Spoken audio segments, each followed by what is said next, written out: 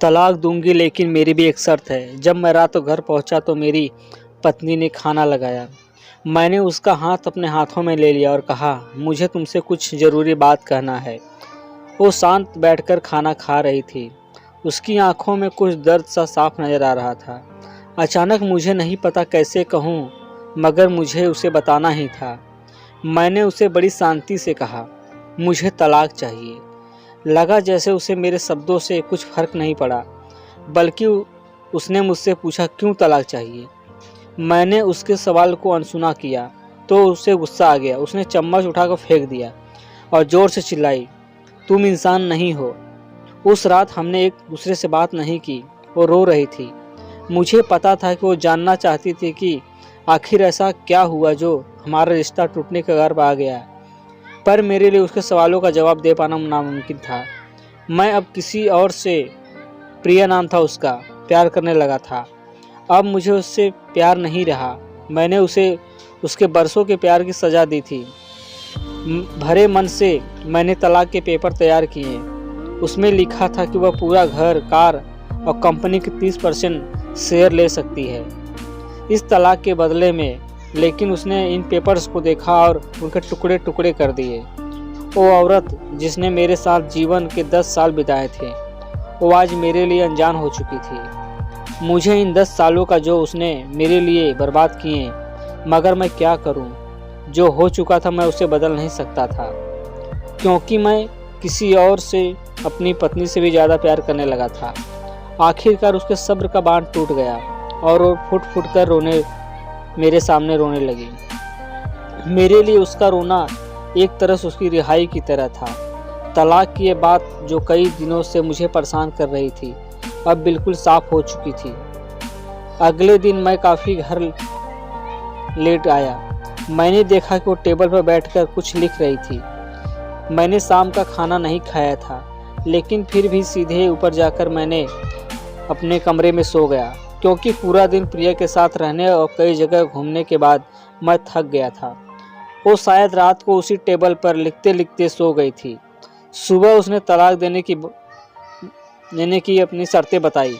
वो मुझसे कुछ भी लेना नहीं चाहती थी।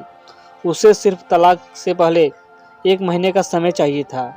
उसने आग्रह किया कि इस 1 महीने में हम दोनों वही पुराना वाला जीवन जिएं, जितना हो सके, संभव हो सके, क्योंकि आने वाले महीने में हमारे बेटे की परीक्षा है। वह नहीं चाहती थी कि हमारे टूटे रिश्ते का प्रभाव उसकी पढ़ाई पर पड़े।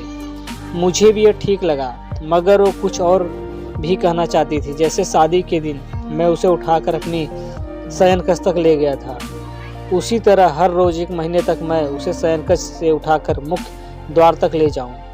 मुझे लगा कि यह पागलपन है, मगर इन आखिरी दिनों का थोड़ा अच्छा बनाने के लिए मैंने उसकी यह शर्त भी स्वीकार कर ली। मैंने प्रिया को अपनी पत्नी की सभी शर्तें बताई। वो हंसने लगी। उसे लगा मेरी पत्नी कितने भी तरीके अपना ले, तलाक होना तो तय है। मेरी पत्नी और मैं किसी से भी इस दौरान नहीं मिले थे, लेकिन उस दिन जब मैं पहली बार उठाकर गेट तक ले गया तो हम दोनों काफ़ी अजीब महसूस कर रहे थे। पीछे से हमारा बेटा भी खिलखिलाकर खुश हो रहा था। अगले दिन यह काम थोड़ा सामान्य और आसान हो गया। वह मेरे सीने से लगी थी और मैं उसकी खुशबू महसूस कर रहा था। ऐसा लगा जैसे कई दिनों बाद मुझे खुशबू मिल रही थी, या फिर कई दिनों से मैंने उसके होने का महसूस नहीं किया था। पहले जितनी उससे वो कसाव नहीं था। चेहरे पर कुछ हल्की झुर्रियाँ नज़र आ रही थी और बाल भी सफ़ेद होने लगे थे। ये वही औरत थी जिसने अपने जीवन के 10 साल मुझे समर्पित किए थे। चौथे दिन जब मैंने उसे उठाया तो वो अपनी पुरानी रोमांच में लौटने लगी थी। 5वें और 6ठे दिन वो पुराना प्यार फिर जागने लगा। मैंने प्रिया को इस बारे में कुछ नहीं बताया था। अब उसे उठाना और आसान हो गया था। शायद हर रोज़ यह सब करने का मैं आदी हो गया था। एक दिन वह अपनी पसंद की साड़ी निकाल रही थी, लेकिन कुछ खास नहीं ढूंढ पाई। उसने सांस भरते हुए कहा, उसके सारे कपड़े बड़े पड़ने लगे हैं। तब मुझे पता चला कि वह काफ़ी दुबली हो गई है और इसलिए मैं उसे आसानी से उठा पा रहा था। मेरे दिल को झटका सा लगा। उसने अपने दिल में काफ़ी सारा दर्द छिपा रखा था। पता नहीं कैसे मैं आगे बढ़ूं और उसके सिर को छूकर देखा। अचानक हमारा बेटा आया और बोला कि पापा, ये तो मम्मा को उठाकर बाहर ले जाने का समय हो गया है। उसके लिए अपने पापा द्वारा मम्मा को इस तरह उठाकर ले जाते हुए देखना जीवन का अभिन्न हिस्सा बन गया था। मेरी मम्मी ने हमारे बच्चे को बुलाया और जोर से उसे गले लगा लिया। मैंने अपना चेहरा दूसरी तरफ कर लिया। मुझे लगा कहीं मैं अपना निर्णय न बदल दूं। मैंने अपनी पत्नी को रोज की तरह उठाया और बेडरूम से सिटिंग रूम होते हुए हॉल तक लाया। उसने प्यार से अपने दोनों हाथ मेरी गर्दन के आसपास रख दिए। मैंने उसे जोर से पकड़ रखा था, बिल्कुल हमारे सुहागरात की तरह, मगर उसका इतना कम वजन मुझे परेशान कर रहा था। महीने के आखिरी दिन जब मैंने उसे उठाया तो मेरे लिए एक कदम भी चल पाना मुश्किल हो रहा था। हमारा बेटा स्कूल जा चुका था। मैं अपनी कार से वापस गया और कार से कूदकर बाहर आ गया, बिना कार को लॉक किए। मुझे डर था कि अब एक पल की भी देरी मेरा इरादा बदल देगी। मैं ऊपर गया। प्रिया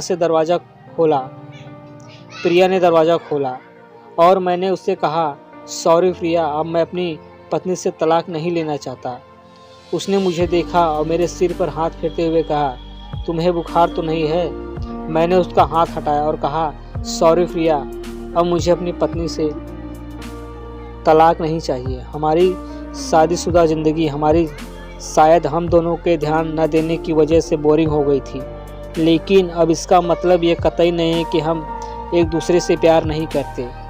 अब मुझे एहसास हुआ है कि जिस दिन मैं उससे शादी करके अपने घर लाया था, उस दिन से जीवन के आखिरी दिन तक मुझे उसका साथ निभाना है। प्रिया के होश उड़ गए। उसने मुझे एक जोरदार चाटा जड़ दिया। मेरे मुंह पर वह रोने लगी और दरवाज़ा अंदर से बंद कर लिया। मैं सीढ़ियों से नीचे उतरा और आकर अपनी कार में बैठ गया। आगे एक फूल वाले की दुकान पर रुका। अपनी प्यारी पत्नी के लिए एक सुंदर सा गुलदस्ता लिया।